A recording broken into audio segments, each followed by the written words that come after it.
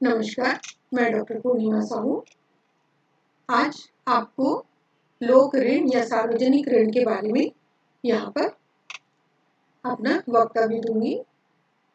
लोक ऋण या सार्वजनिक ऋण बैंकिंग एवं राजस्व BA सेकेंड ईयर के पेपर के अंतर्गत आता है और इसी तरह से यह MA चतुर्थ सेमेस्टर के राजस्व या लोक वित्त के अंतर्गत समाहित होता है।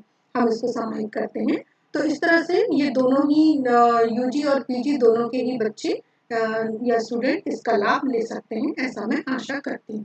तो आइए हम जानें सार्वजनिक ऋण क्या होता है। सार्वजनिक ऋण किसको कहते हैं, इसकी आवश्यकता क्यों होती है, इत्यादि इत्यादि। और समय समय हम आगे बढ़ते जाएंगे कि इसकी विशेषता क्या है, इसकी वृद्धि के कारण क्या है, लोक ऋण के कितने प्रकार होते हैं इत्यादि। तो आइए हम जानते हैं सबसे पहले सार्वजनिक ऋण क्या होता है।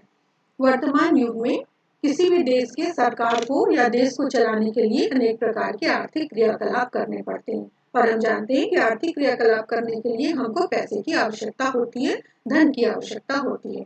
तो धन जो है यदि कम पड़ता है या हम कहें हमारे पास धन नहीं है तो फिर हम या हमारा देश या हमारा शासन जो है वो ऋण लेने की कोशिश करता है। तो ऋण वास्तव में क्या है, उधार है। तो इस तरह से सार्वजनिक ऋण सरकारों के लिए धन प्राप्ति का एक साधन होता है, एक स्रोत होता है।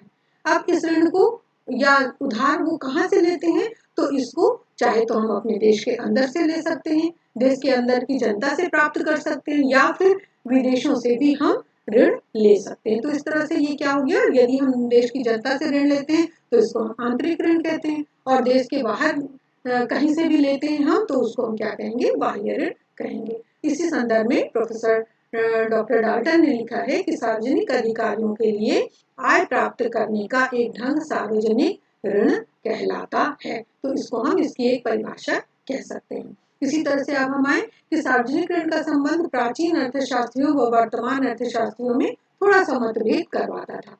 प्राचीन अर्थशास्त्री सार्वजनिक ऋणों को उचित नहीं मानते थे। एडम स्मिथ का कहना था कि सार्वजनिक ऋण व्यर्थ है। युद्ध या फिर अन्य कोई ऐसी आर्थिक परिस्थितियां जब होती थी तब इस तरह का ऋण लेना चाहिए, लेकिन आधुनिक अर्थशास्त्री इनको एक वर्तमान समय की एक आवश्यकता बताते हैं और यह कहते हैं कि ऋण लेकर हम अपने देश का विकास कर सकते हैं, इसलिए ये बहुत ज्यादा महत्वपूर्ण है। सार्वजनिक ऋण एक प्रकार से सरकार के लिए अल्पकालीन आय का स्रोत होता है जिसको निश्चित अवधि के पश्चात वापस कर दिया जाता है। इस तरह से सार्वजनिक ऋण एक आधुनिक घटना है जिनका जन्म प्रजातांत्रिक व्यवस्था से हुआ है। तो हम सार्वजनिक ऋण को उधारी तो कहते हैं, उधार है ये हमारे लिए, लेकिन यह एक व्यवस्था में शुमार हो चुका है। सार्वजनिक ऋण और घाटे की वित्तीय व्यवस्था देश की सरकार द्वारा आम जनता और वित्तीय संस्थाओं से लिया जाता है। यह कर्ज सार्वजनिक ऋण या पब्लिक डेट कहलाता है। इसको हम इंग्लिश में पब्लिक डेट कहते हैं। इसे सरकारी ऋण अथवा राष्ट्रीय कर्ज भी कहा जाता है। सार्वजनिक ऋण विदेशी कर्ज है और निजी और सार्वजनिक दोनों क्षेत्रों की विदेशी मुद्रा देनदारियों को दर्शाता है। जब हम ऋण लेते हैं तो उसको वापस भी करना पड़ता है। तो इस तरह से विदेशी मुद्रा आय से वित्त पोषित किया जाता है। भारतीय संदर्भ में सार्वजनिक ऋण केंद्र और राज्य सरकारों की कुल उधारी के रूप में माना जाता है। जब सरकार का खर्च आय से अधिक हो जाता है, घाटे की वित्तीय व्यवस्था बनती है, तब आम जनता से या बाहरी स्रोतों से हम क्या करते हैं, उधार लेते हैं या फिर जितना घाटा हमें हो रहा है देश में उसका मुद्रा की छपाई करते हैं। तो इस तरह से हम अपने ऋण हम कहें कि अतिरिक्त पूंजी की आवश्यकता को ऋण के द्वारा क्या करते हैं, बैलेंस करते हैं।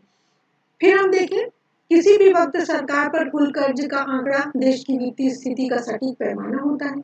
भारत का विदेशी ऋण मार्च 2014 के अंत तक 446.3 अरब अमेरिकी डॉलर से बढ़कर मार्च 2015 के अंत तक 475.8 अरब अमेरिकी डॉलर हो गया। यह एक आंकड़ा है। भारत के विदेशी ऋण में दीर्घकालीन उधारी का भाग सबसे ज्यादा रहा है। इसी संदर्भ में फिलिप ई टेलर का कहना है कि ऋण ऐसे वचन के रूप में होते हैं जिनके द्वारा सरकारी कोषागार इन वचन पत्रों के धारकों को मूल राशि और अधिकांश मामलों में मूल पर ब्याज अदा करने का वचन देते हैं। इसी तरह से प्रोफेसर मुजरेव कहते हैं सार्वजनिक ऋण में निकासी शामिल होती है। जो किसी भावी तिथि पर और बीच के काल में ब्याज अदा करने के सरकारी वचन के बदले में की जाती है। तो इस तरह से सरकारी ऋण वास्तव में क्या है? यह एक ऐसी पूंजी है जिसको हम कुछ समय के लिए लेते हैं और उसके बाद में अतिरिक्त पूंजी के साथ में उसे लौटा दिया जाता है।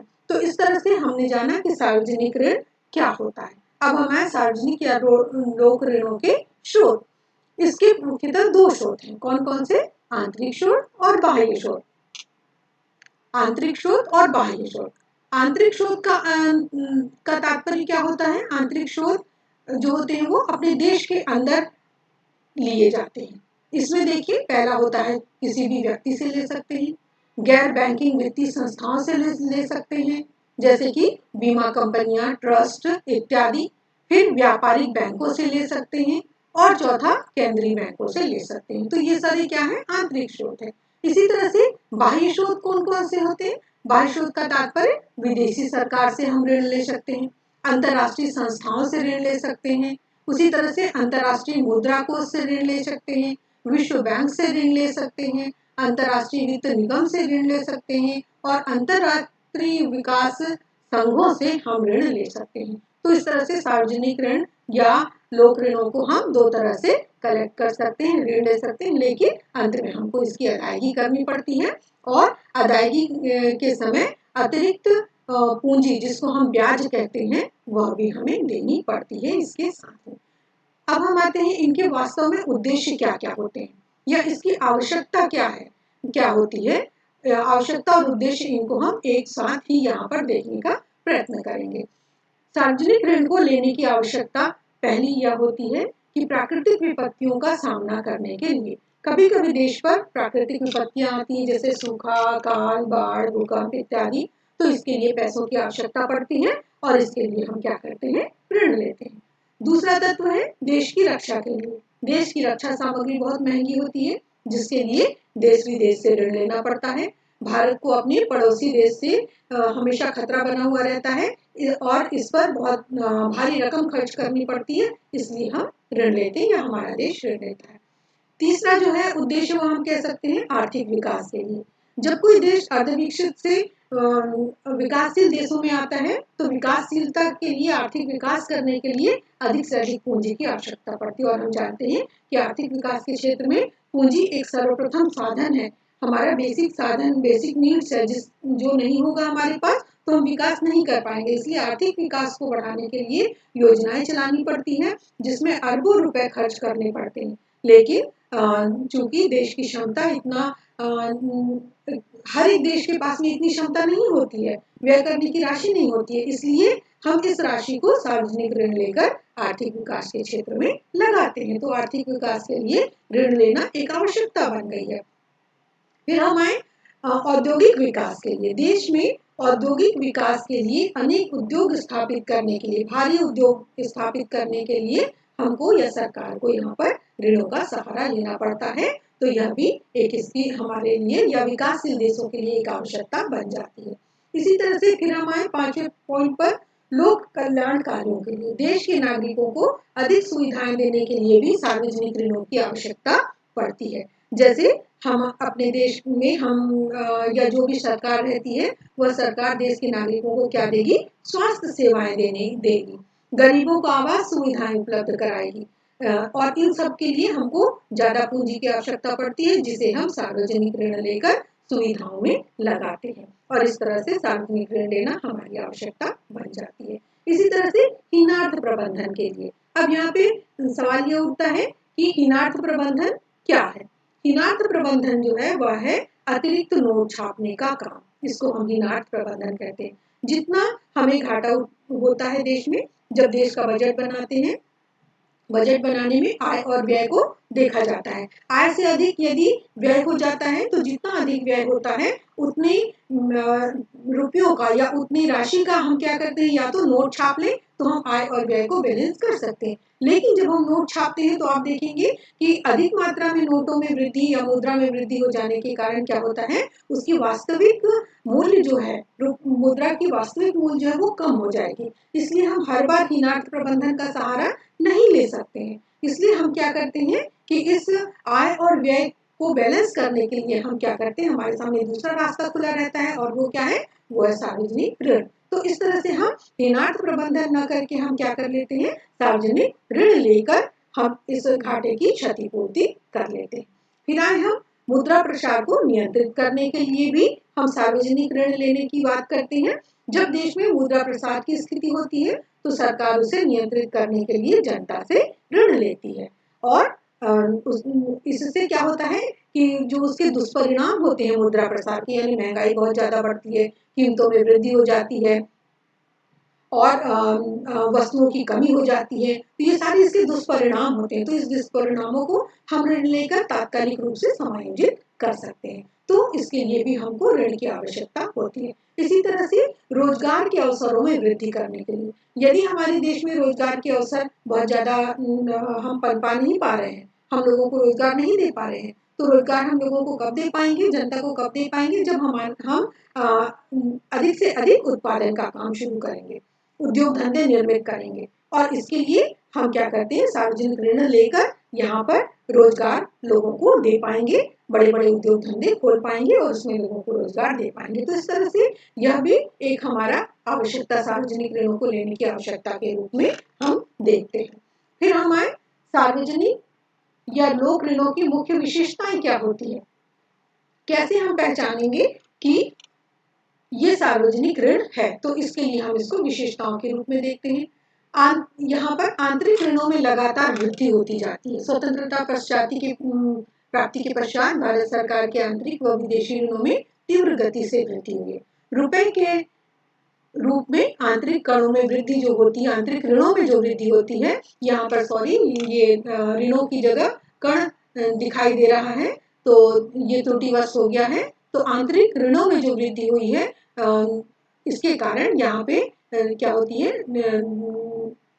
सार्वजनिक ऋणों की मुख्य विशेषता हम कह सकते हैं इसको कि आंतरिक ऋण लगातार बढ़ता चला जाता है। दूसरा है विदेशी ऋणों में तीव्र गति से वृद्धि होना। उसी तरह से इसकी एक और विशेषता है भारत सरकार के अन्य दायित्वों में वृद्धि होना। दायित्व तो हमेशा बढ़ते चले जाते हैं, जैसे कि हम कहें कि विभिन्न प्रकार के मद होते हैं जो हमको हमारे दायित्वों में वृद्धि को दर्शाते हैं, जैसे कि राज्य भविष्य निधि, बचत में वृद्धि होना, अकोर्पित ऋण में वृद्धि होना, है ना। इसी तरह से और भी है, तेल साख में वृद्धि होना, लघु बचत में वृद्धि होना। तो ये सारे भारत सरकार के अन्य दायित्वों में वृद्धि को दिखाता है। इसी तरह से आंतरिक ऋणों की संरचना में भी हमको परिवर्तन दिखाई देता है, तो हम कहते हैं कि लोक ऋण में वृद्धि हुई है। इसी तरह से स्थायी ऋण 12 महीने या इससे अधिक की अवधि के होते हैं, लेकिन जो चल ऋण होते हैं वो अस्थायी होते हैं और 12 महीने से कम के होते हैं। तो इस तरह से हम ये देखते हैं कि लोक ऋण की मुख्य विशेषता ये 4-5 पॉइंटों के अंतर्गत हम देखते हैं। यदि इन सब में वृद्धि होती है तो हम समझते हैं कि लोक ऋणों में क्या हुई, वृद्धि हुई है। अब हम आए इन लोक ऋणों में या सार्वजनिक ऋणों में वृद्धि के क्या कारण है, क्यों हमारा सार्वजनिक ऋण बढ़ता चला जाता है। भारत सरकार के सार्वजनिक ऋण में 3 प्रकार से वृद्धि होने के कारण हमको दिखाई देते हैं। सबसे पहला कारण है आर्थिक नियोजन। भारत में 1 अप्रैल 1951 से हम सभी जानते हैं कि आर्थिक नियोजन की नीति को अपनाई गई है, जिसके अंतर्गत अरबों रुपए व्यय किए गए हैं, जिससे कि देश का विकास हो सके और इसको आगे बढ़ाने के लिए हमने हमेशा ऋण लिया है। 50-51 में केंद्रीय सरकार के 5 उपक्रम थे, जिसमें 29 करोड़ रुपए की पूंजी नियोजित थी, लेकिन आज इस प्रकार के 290 उपक्रम हैं, जिनमें 992,971 करोड़ रुपए से अधिक का नियोजन है। तो इस तरह से सार्वजनिक क्षेत्र का विस्तार हम करते चले जा रहे हैं, तो लोक ऋण में वृद्धि हो रही, सुरक्षा व्यय में वृद्धि हो रही है। सुरक्षा व्यय संबंधी कार्यों को हम कर रहे हैं, तो उसके लिए हम लोक ऋण ले रहे हैं।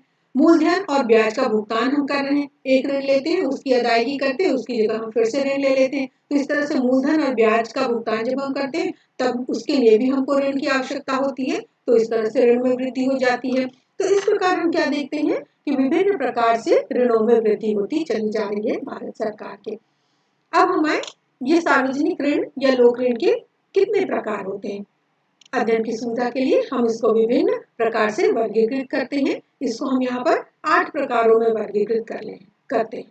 स्रोत ऋण के आधार पर, अर्थात हम कहाँ से ऋण ले रहे हैं, ये ऋण का स्रोत क्या है, इस प्रकार से हम इसको दो तरह से स्रोत ऋण के आधार पर हम दो तरह से करते हैं। कौन कौन सा, जो मैं पहले भी बता चुकी हूँ, आंतरिक ऋण और बाह्य ऋण। ठीक है। इसी तरह से ऋण के उपयोग के आधार पर, अर्थात हम ऋण का उपयोग कहाँ कहाँ करेंगे, उत्पादन के क्षेत्र में करेंगे या अनुत्पादन के क्षेत्र में करेंगे। यदि हम उत्पादन के कार्यों में करते हैं तो उसको हम उत्पादक ऋण कहते हैं। यदि हम अनुत्पादक कार्यों में करते हैं तो वो अनुत्पादक ऋण में गिना जाता है। तो ऋण के उपयोग के आधार पर अनुत्पादक और उत्पादक ऋण। फिर तीसरे दृष्टिकोण से हम देखते हैं ऋण की प्रकृति के आधार पर, किस तरह का ऋण है, ये ऐच्छिक ऋण है या अनिवार्य ऋण है। अनिवार्य ऋण शासन के लिए देश में जैसे विकास करना है तो अनिवार्यतः ऋण लेना पड़ता है। और ऐच्छिक ऋण क्या है, ऐच्छिक ऋण है कि इसकी अवधि या समय हम एकदम निश्चित कर देते हैं और उस निश्चित समय पर हम ऐच्छिक ऋण की अदायगी कर देते हैं, तो ये ऐच्छिक ऋण है। हम ले भी सकते हैं और ना भी ले सकते हैं। तो ये प्रकृति के आधार पर ऋण हुआ। इसी तरह से ऋण की अवधि के आधार पर, अवधि के आधार पर हम अल्पकालीन ऋण लेते हैं और दीर्घकालीन ऋण लेते हैं।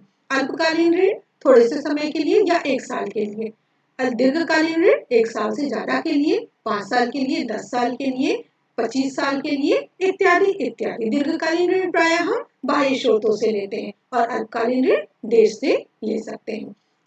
तो ये अवधि के आधार पर दो तरह से। फिर ऋण के भुगतान के आधार पर अगला है हमारा, तो भुगतान के आधार पर हम देखते हैं प्रतिदेय ऋण और अप्रतिदेय ऋण। प्रतिदेय ऋण जो है वह शुद्ध ऋण कहलाता है, अर्थात निश्चित अवधि के बाद इसके भुगतान का चयन सरकार के द्वारा किया जाता है। Professor JK. मेहता कहते हैं कि प्रतिदेय ऋण वे ऋण हैं जिनको सरकार द्वारा एक भावी तिथि पर भुगतान करने का वचन दिया जाता है। हम उस वचन से पीछे नहीं हट सकते जब तक कि कोई विभिन्न प्रकार की बाध्यता न आ जाए। इसी तरह से अप्रतिदेय या अशुद्ध ऋण क्या है, अप्रतिदेय ऋण वे ऋण होते हैं जिनके मूलधन के भुगतान की कोई तिथि नहीं होती, किंतु ब्याज के भुगतान की गारंटी सरकार के द्वारा दी जाती है। इस ऋण को हम सार्वकालिक ऋण या बेमियादी ऋण भी कहते हैं। पुराने लोग इसे बेमियादी ऋण कहते थे। दूसरे शब्दों में शुद्ध ऋण वे होते हैं जिनका भुगतान सरकार को ब्याज सहित एक निश्चित अवधि तक कर देना पड़ता है। इसके विपरीत अशुद्ध ऋणों के संबंध में ऐसा कोई वादा सरकारें नहीं करती हैं। तो ये क्या हुआ, भुगतान के आधार पर। अब हम आए ब्याज के आधार पर। ब्याज के आधार पर भी ऋण को दो हिस्सों में विभाजित किया जाता है, ब्याज सहित ऋण और ब्याज रहित ऋण। ब्याज सहित ऋण क्या होता है, इसकी अदायगी मूलधन के साथ साथ ब्याज का भुगतान भी किया जाता है, तो ये क्या है, ब्याज सहित ऋण है। इसी तरह से ब्याज रहित ऋण, जिस ऋण की अदायगी के समय केवल मूलधन की वापसी की जाती है तथा ब्याज का भुगतान नहीं किया जाता, ऐसे ऋणों को हम ब्याज रहित ऋण कहते हैं। और ऋण लेते समय यह निश्चित कर दिया जाता है कि इस ऋण पर जो ब्याज नहीं लिया जाएगा, कुछ विशेष परिस्थितियों के अंतर्गत अंतरराष्ट्रीय वित्त संस्थाओं द्वारा इस प्रकार के ऋण दिए जाते हैं। फिर हम आए विपणन योग्य और विपणन अयोग्य ऋण। विक्रय योग्य अथवा विपणन योग्य ऋण वह है जिसमें सरकारी प्रतिभूतियों को स्वतंत्रता पूर्वक खरीदा व बेचा जाता है। आजकल अधिकांश ऋण इसी श्रेणी में आते हैं। ऐसे ऋण जिन्हें उन सरकारी प्रतिभूतियों के आधार पर प्राप्त किया जाता है जिन्हें खुले बाजार में बेचा जाता है, जैसे डाकखाने से जो बचत पत्र रिलीज होते हैं उसको हम इसमें शामिल करते हैं, परंतु कुछ ऋण विपणन योग्य नहीं होते हैं। तो इस तरह से विपणन योग्य और अविपणन योग्य ऋण लिए जाते हैं। फिर सकल ऋण और शुद्ध ऋण। किसी समय विशेष में सरकार के जितने ऋण होते हैं उन सबके योग को हम सकल ऋण कहते हैं। यदि सरकार ऋणों का भुगतान करने के लिए कोई विशेष कोष एकत्र करती है तो उस कोष को हम कुल ऋण राशि में से निकालकर जो कुछ शेष बचता है उसको हम क्या कहते हैं, शुद्ध ऋण कहते हैं। तो इस तरह से हमने 8 प्रकार से इन ऋणों को देखा। अब हम आते हैं इनका वर्गीकरण। जिस तरह से हमने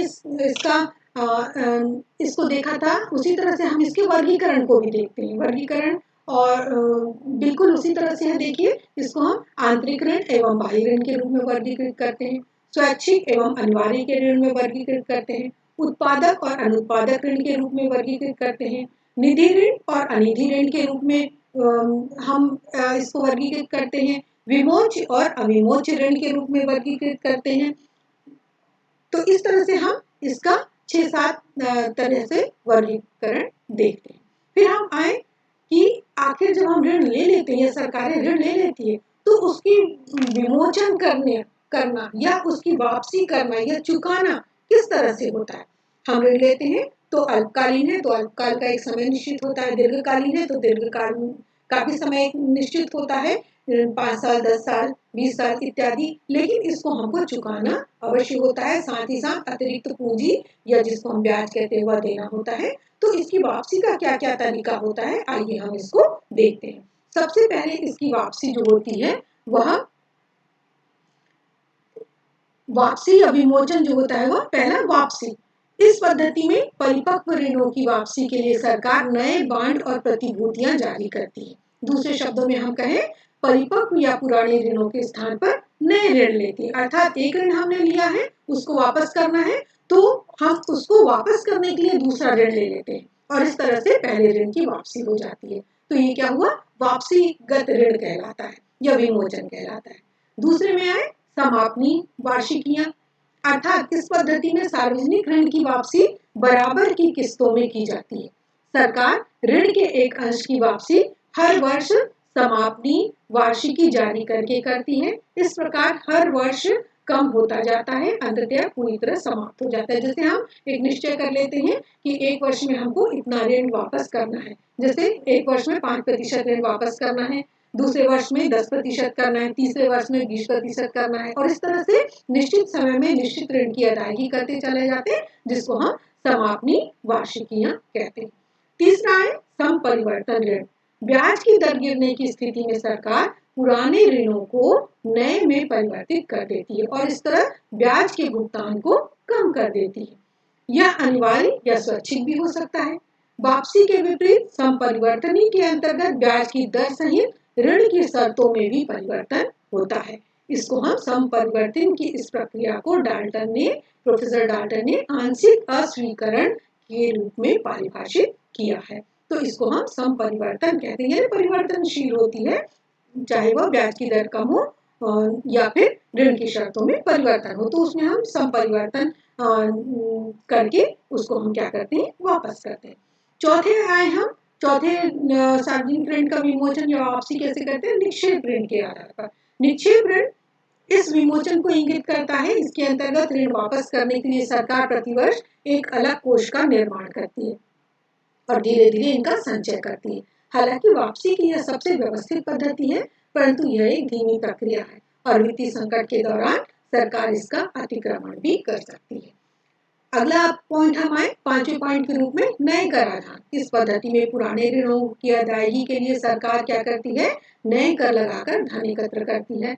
यह करदाताओं से संसाधन लेकर बांड धारकों को दे देती है और इस तरह समाज में आय और संपदा का पुनर्वितरण कर देती है। यानी क्या करती है, बॉन्ड बेचते हैं और जो भी बॉन्ड खरीदता है, जो भी जनता जो है देश की वह बॉन्ड खरीदती है, तो वह क्या हो जाती है, बॉन्ड धारक हो जाती है और उसका पैसा कहाँ लग जाता है, यहाँ पर सरकार के पास आ जाता है और सरकार उससे क्या करती है, नए कराधान करके ऋण की अदायगी का काम करती है। इसी तरह से पूंजीगत उगाही।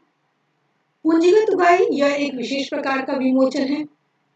इस पद्धति के अंतर्गत लोगों की संपत्ति और संपदा पर अकेला परंतु भारी कर लगा दिया जाता है और इस उगाही से एक ही बार में सारे ऋण पूरी तरह से क्षमाशोचित कर दिए जाते हैं। यह उगाही आमतौर पर युद्ध के अनुत्पादक ऋणों की अदायगी के लिए की जाती है।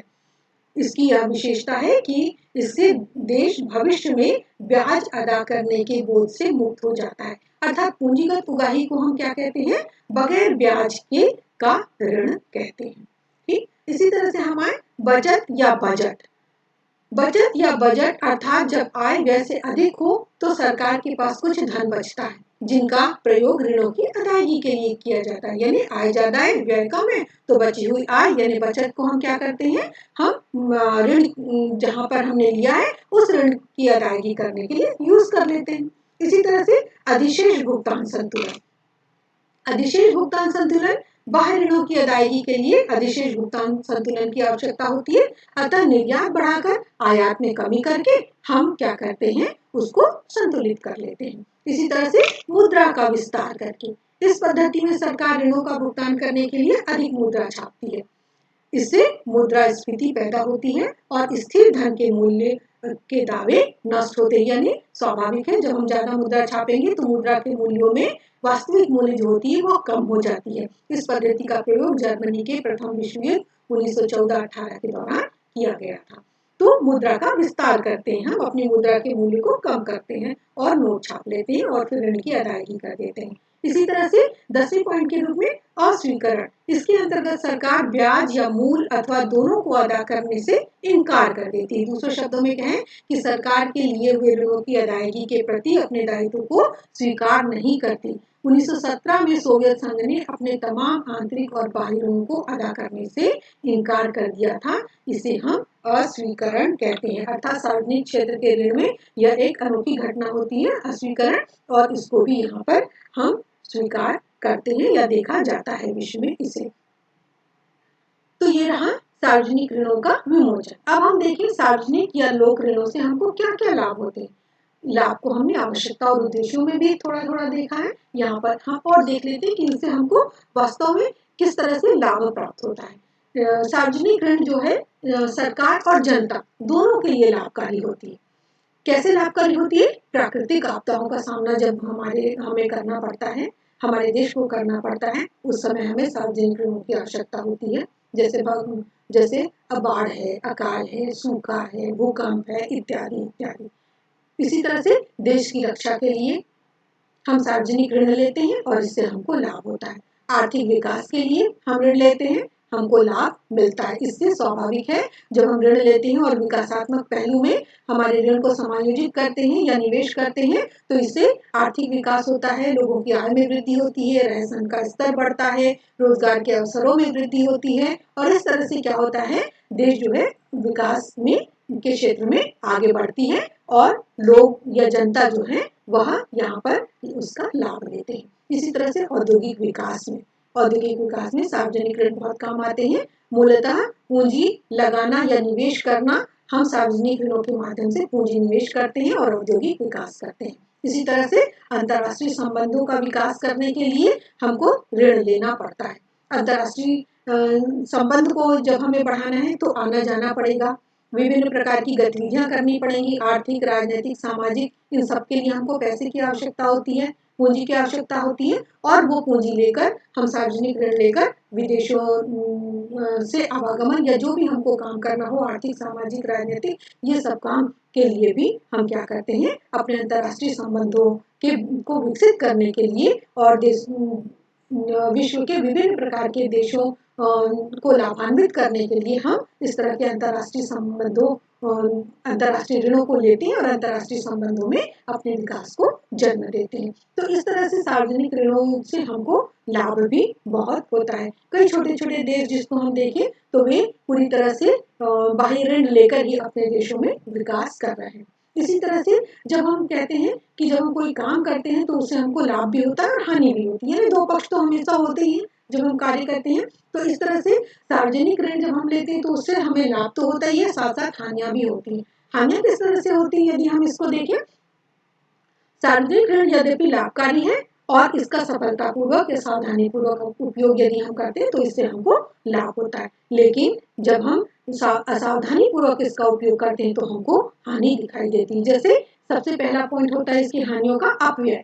सार्वजनिक ऋण सरकारों को आसानी से मिल जाती है, सरकार की प्रवृत्ति अपव्यय की हो जाती है। अर्थात जब हम कोई काम करते हैं तो एक निश्चित राशि को ही व्यय करने की बात सोचना चाहिए, लेकिन यदि हमारी आदत पड़ जाएगी, सरकार की आदत पड़ जाएगी कि हम आय से अधिक व्यय करें तो ये हमारी प्रवृत्ति बन जाएगी, सरकार की प्रवृत्ति ऋण लेने की बन जाएगी। तो इस तरह से ये उचित दिखाई नहीं देता है, इसलिए अपव्यय से संबंधित हानियां हमको यहाँ पर दिखाई देती है। दूसरी हानि क्या है? विदेशी दबाव।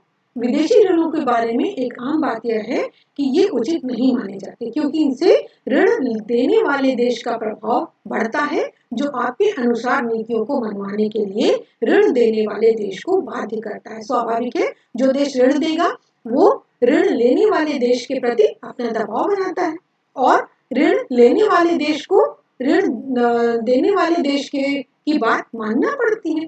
इस वजह से हम कहते हैं कि ये विदेशी दबाव का एक माध्यम हो जाता है।